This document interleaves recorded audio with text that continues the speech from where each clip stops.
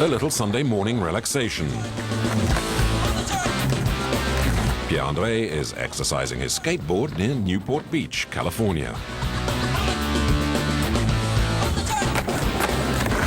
He's 43 years old and was the world champion back in 1985. It's a lot tougher now, 20 years on. But it's still a great feeling, a real thrill, especially if I can do some of my favorite skate figures.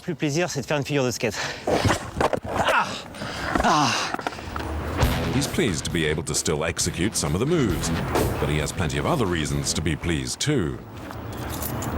Behind the relaxed style and look, Pierre-André is one of California's most dynamic businessmen. Here are his headquarters. His company is worth over $200 million. Wonderful. All right, I think we have a heavy week this week. I know. What a challenge. Pierre-André Senizergues is the CEO of Etnies. It's considered the must-have footwear for teenagers and skateboarders. Last year, the brand sold over 10 million pairs across the world. And yet, when Pierre-André first came here over 20 years ago, he hadn't a penny to his name. So how did the Frenchman make his fortune from scratch in the USA? Les débuts. He's proud of what he's achieved. He likes to tell how at the age of 13, he first starts skateboarding in the suburbs of Paris. And how he's the French champion on several occasions. At the age of 21, he quits his engineering job and decides to try his luck in California, the promised land of skateboarders. Here he is training soon after he arrived in Los Angeles. His abilities attract the attention of a sponsor, and just a few months later, he wins the World Championship.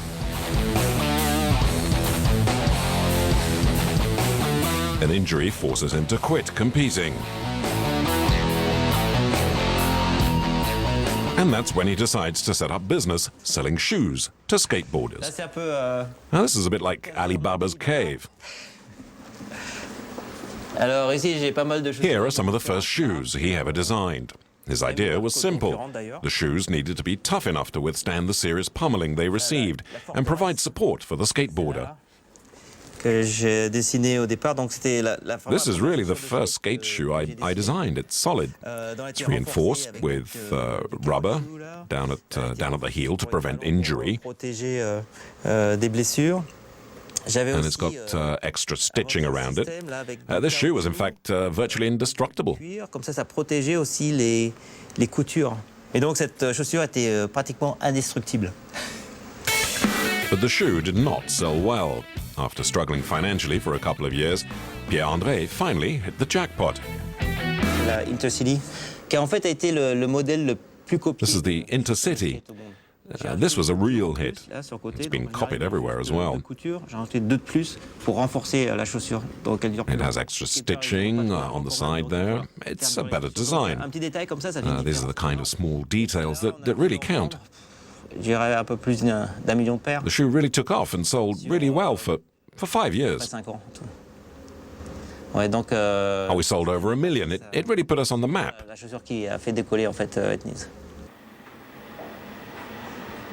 These days, Pierre-André Senizergues employs 10,000 people all over the world. His shoes are designed here at Lake Forest, just south of Los Angeles, and they're made in China, and then sold in more than 70 countries. A highly successful business, success that Pierre-André still finds hard to believe. Every day I tell myself that I've been incredibly lucky. There seems to be no limits. I mean, I used to think that if you were going to be successful, you'd have had to study at business school. I think of people who are much better educated and more intelligent than I am.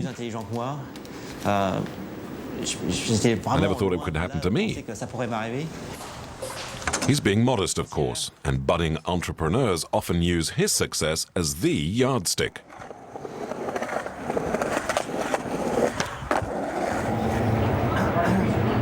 Just how much he's admired can be seen at this convention in San Diego. His company has the largest stand, with over 500 different models on display. Everyone seems to know him, or at least recognize him. This young skateboarder has poured all his money into his own line of sunglasses. It's funny because it reminds me here when I started. Oh, yeah. Long time ago, over 20 years ago, a little desk, you know, and then slowly but surely. Say something like that because See his booth upstairs. Yeah. See his booth upstairs. Well, hopefully one day. Yeah. Eric est un skateur professionnel. But Eric is a professional skater. He's one of the best street skateboarders in the world.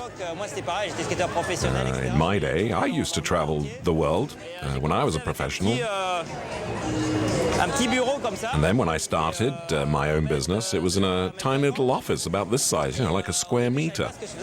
And I didn't know much about it. I was trying to make my shoes. I was up to my ears in debt. I didn't know what would happen. I knew I had to keep going to make it succeed. Je peux plus dormir maintenant, il faut absolument que ça se passe. You get the idea, man? 8 by 8. Very good. Make the best of Talk to it. them. I was just Because talking. it's, yeah, sometimes... After being the best skateboarder in the world, Pierre-André is tackling another sport, surfing. And to do that, he first decided to buy a house.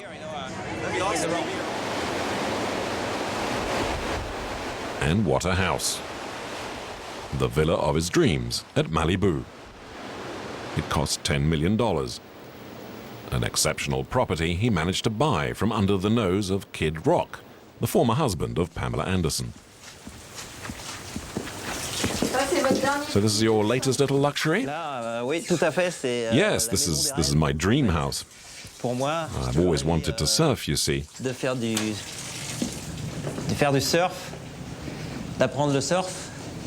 Et là, And this house is, well, it's right in front of one of the best surfing beaches in California. Misto. It's called Misto. De grande villa avec. It's a really large house. Actually, it's got 7 bedrooms, so I'm always inviting my friends and having parties. And look at this view. En général, il fait beau.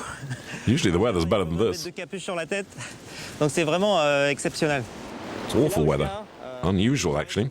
I always come out here to look at the surf, and Sur les vagues et if it's good, I'll call up my friends and say, hey, come on over, let's ils surf. sont là, il faut venir tout de suite, etc. Et tout. On va aller surfer ensemble. A phone call later, and Pierre-André is joined by his friend Kai for a bit of surfing. Can't wait to be in this water. Oh, it's gonna feel good. I've been like dreaming about that day.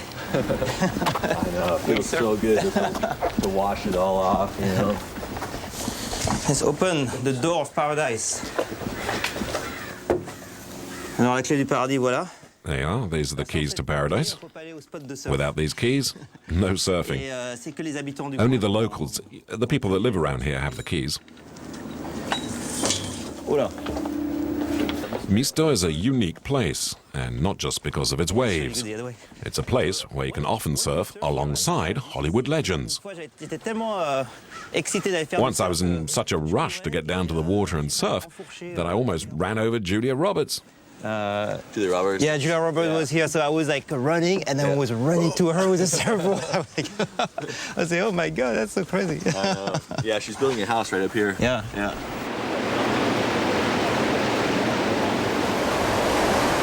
Today, however, the sea is not great.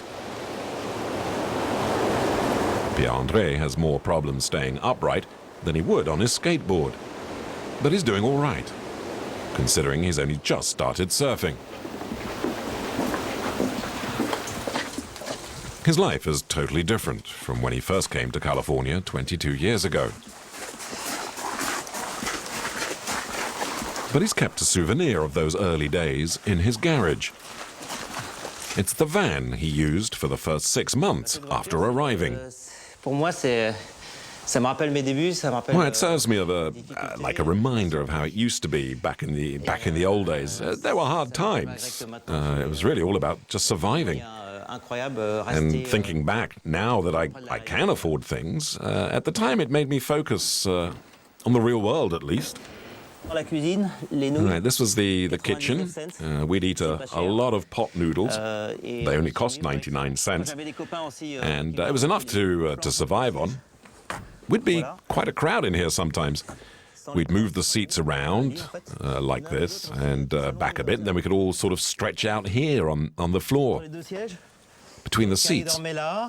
We'd use up all the space. We'd put people over there, we'd stretch out up there at the back, you see. So if we were all making the best use of the space, they'd have 1, 2, 3, 4, 5, 6, 7. 7 of us in here. It wasn't too uncomfortable. I mean, there was a carpet on the floor, so it wasn't too bad. It's what we used to call the skateboarders' palace.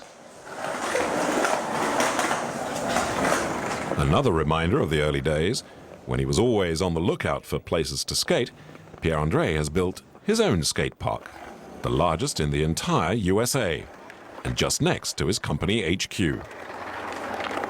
4,000 square meters of concrete slopes and ramps, which anyone can use free of charge.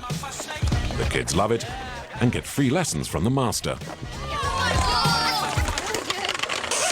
Oh, good, 180. Can you try double? Push it harder. Je ressens les mêmes choses qu'ils ressentent en fait quand on fait du skate. And I get the same kick out of it as they do, you know, trying out new things and having fun like that, new moves. Créer des figures, être avec les copains. C'est vraiment une... It's all about being with a great bunch of friends. It's like being 11 years old again. C'est génial. And since nothing seems impossible to this eternal teenager, he set himself a new challenge: to build another enormous skate park just like this one, but in the heart of Paris.